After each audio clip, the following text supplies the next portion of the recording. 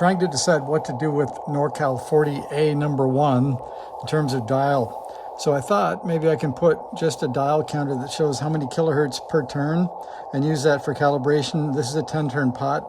So I took down all the VFO ratings for each turn on the dial and then added the IF frequency. By the way, I did, if you want to try that, I probed here at the TX VFO output on R23. I used the old Simpson here to get the VFO frequency, added VFO frequency to it, and there's the dial. Then I took that on an old grimy piece of graph paper and graphed it. And what I learned was a lot of stuff. So one is, here's the VFO curve. It's not linear. This would be a linear curve. What that means is that I get about 6-7 kilohertz for the first 4 rotations. Then it goes down to 5, 4.5, 3.5, 3, 2, 3, 8, and 2. So it's definitely not linear enough to put any kind of calibrated dial on a 10-turn pot.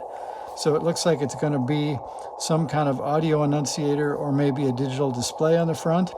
But it did at least give me a calibrated method to say, for example, I'm on the last turn 10.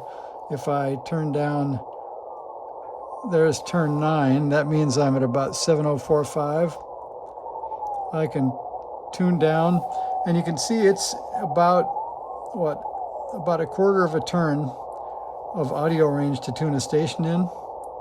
So you can kind of judge the frequency you're on from the number of turns just by looking at this graph. It's not too bad, but definitely not a scientific sort of knob calibration to use. So I'm going to look on next at, I think it's going to be a digital dial, so we'll do that next and I'll get a video up for that. So thanks for watching.